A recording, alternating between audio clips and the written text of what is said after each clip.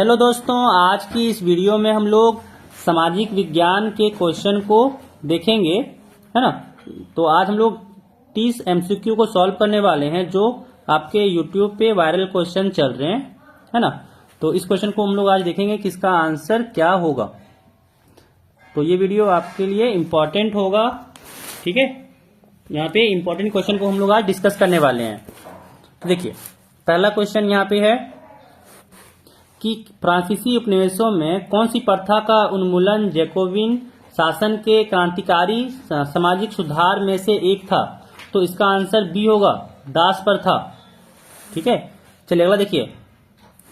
अगला सवाल यहाँ पे है कि लोकतांत्रिक शासन वाले देशों में किसका होना जरूरी माना जाता है, ठीक है। तो इसका आंसर होगा बी, संविधान को, है ना।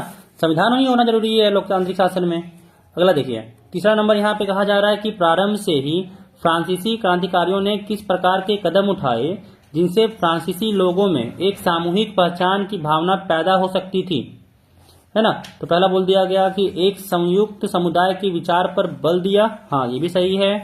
एक नया फ्रांसीसी झंडा तिरंगा चुना गया, है ना, तो ये भी सही होगा।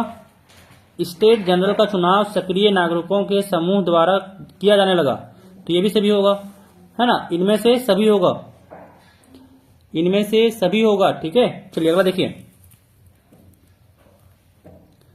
अगला यहाँ पे कहा जा रहा है कि चुनाव के दशक की शुरुआत में एक उग्र गुरिल्ला, ठीक है, 1920 के दशक की शुरुआत में एक उग्र गुरिल्ला आंदोलन गुडेन की पहाड़ियों पर फैल गया।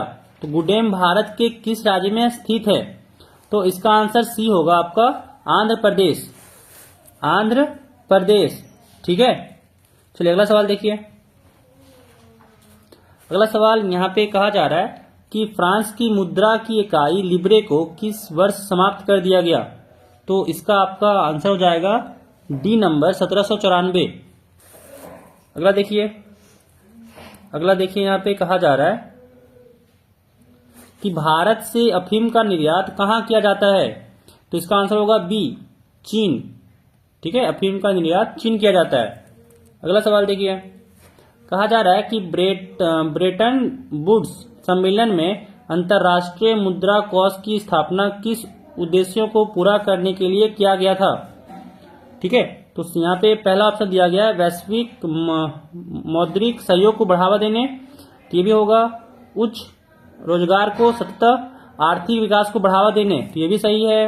वित्तीय स्थिरता को सुरक्षित करने, ये भी सही है। तो 7 का यहाँ पे डी हो जाएगा, इनमें से सभी, इनमें से सभी। अगला सवाल कहा जा रहा है फ्रांस में प्रथम विद्रोह कब हुआ था। तो इसका आंसर हो जाएगा डी, जुलाई 1830, जुलाई 1830। चलिए अगला देखिए। कहा जा रहा है गुटेनबर्ग द्वारा मुद्रित पहली पुस्तक कौन सी थी। तो इसका आंसर होगा बी, बाइबल, बाइबल होगा, ठीक है। अगला सवाल देखिए। कहा जा रहा है कि भारत में सबसे पहले प्रिंटिंग प्रेस की स्थापना किसके द्वारा की गई थी। तो इसका आंसर ए होगा, पुर्तगाली मिशनरी, पुर्तगाली मिशनरी।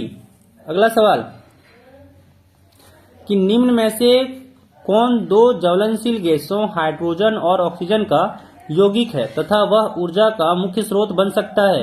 तो देखिए, हाइड्रोजन ऑक्सीजन से जल बनता है, तो यहाँ पे हो जाएगा ऑप्शन जल। अगला सवाल,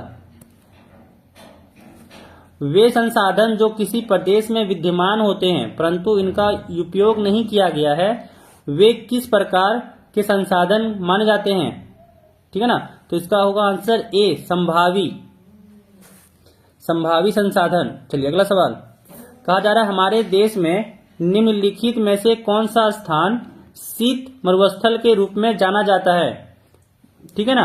यहाँ इसका आंसर हो जाएगा आपका डी, लद्दाख, शीत मरुस्थल लद्दाख हो जाएगा।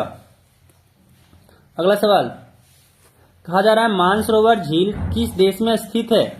तो इसका आंसर होगा बी, तिब्बत, तिब्बत।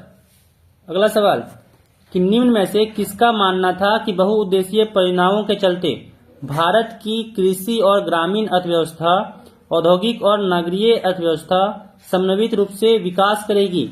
तो इसका आंसर ए होगा, जवाहरलाल नेहरू। जवाहरलाल नेहरू। अगला सवाल कि जल का महत्व संसाधन के रूप में समझते हुए राष्ट्रीय जल संसाधन के द्वारा प्रथम राष्ट्रीय जल नीति किस वर्ष बनाई गई? तो इसका आंसर होगा 16 का ए, 1987। 1987। अगला सवाल, भारत में किस प्रकार की कॉफी पैदा की जाती है जो अपनी गुणवत्ता के लिए विश्व में विख्यात है? तो इसका आंसर होगा सी, अमेरिका। अमेरिका, ठीक है। अगला सवाल देखिए 18 नंबर कि मैग्नेटाइट खनिज की विशेषता क्या होती है? यह सर्वोत्तम प्रकार का लोहा है। हाँ, ये होगा। इसमें 70% लोहांश पाया जाता है, ये भी सही है। इसमें सर्वश्रेष्ठ चुंबकीय गुण होता है, तो ये भी सही है। इसका आंसर डी हो जाएगा, इनमें से सभी। इनमें से सभी। अगला सवाल, मरमुगाओ पत्तन भारत के किस राज्य में स्थित है? तो इसका आंसर सी होगा, गोवा। गोवा, ठीक है। अगला सवाल कि सरकार को उत्तरदायी बनाने में निम्न में से कौन अपनी महत्वपूर्ण भूमिका निभाता है? जनता, राष्ट्रपति, स्थानीय सरकार, तीनों निभाता है। इसीलिए इसका आंसर डी हो जाएगा, इनमें से सभी। इनमें से सभी। अगला सवाल देखिए। अगला सवाल कहा जा रहा है कि निम्न में से किस प्रकार की व्यवस्था में केंद्रीय सरकार राज्य सरकार को कुछ खास करने का आदेश नहीं दे सकती? तो इसका आंसर होगा बी, संघीय। संघीय। अगला कहा जा रहा है कि फ्रांसीसी सरकार करों में वृद्धि के लिए बाध्य क्यों हो गई थी? पहला ऑप्शन कहा जा रहा है कि बढ़ते जा रहे कर्ज को चुकाने के लिए, तो ये भी सही है। सेना के रखरखाव के लिए, सही है। राज दरबार तथा सरकारी कार्यालयों को चलाने के लिए, तो ये भी सही है। ठीक है, तो इसका आंसर डी हो जाएगा, इनमें से सभी। इनमें से सभी। अगला सवाल कहा जा रहा है 1998 में ब्रिटेन की सरकार और नेशनलिस्टों के बीच किस प्रकार का समझौता हुआ जिसमें दोनों पक्षों ने हिंसक आंदोलन बंद करने की बात स्वीकार की, है ना? तो इसका अर्थ का आंसर होगा डी, शांति समझौता। शांति समझौता। अगला सवाल, विश्व में किस प्रकार की विभिन्नता आज बड़ी व्यापक हो चली है? राजनीतिक, धार्मिक, जातीय, तो ये तीनों, ठीक है ना? तो इसीलिए इसका आंसर डी होगा, इनमें से सभी। अगला सवाल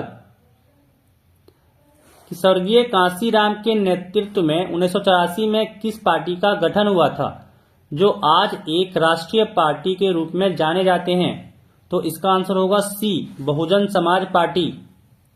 बहुजन समाज पार्टी। अगला कि किसी विशेष वर्ष में उत्पादित किस प्रकार की वस्तुओं को कुल राष्ट्रीय उत्पाद की संज्ञा दी जाती है? तो पहला ऑप्शन सभी वस्तुओं एवं सेवाओं, सही है। सभी अंतिम वस्तुओं और सेवाओं, सही है। सभी मध्यवर्तीय वस्तुओं एवं सेवाओं, ये भी सही है।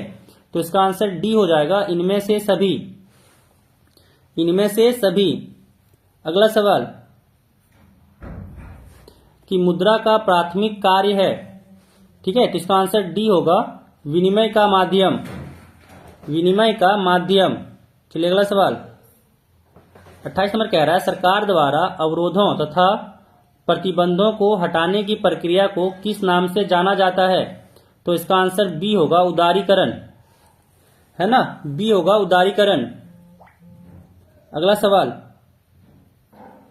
कि भारत के सकल घरेलू उत्पाद का एक बड़ा भाग कौन सा क्षेत्र प्रदान करता है? तो इसका आंसर बी होगा, सेवा क्षेत्र।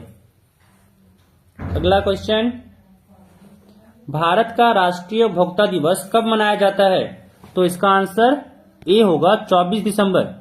जो उपभोक्ता दिवस है भारत में 24 दिसंबर को मनाया जाता है। ठीक है, तो ये थे आपके 30 क्वेश्चन। तो आपको अगर ये वीडियो पसंद आया होगा तो वीडियो को लाइक कर दीजिएगा एंड चैनल को सब्सक्राइब कर लीजिएगा। ठीक है, तो मिलते हैं फिर नेक्स्ट वीडियो में। Thank you.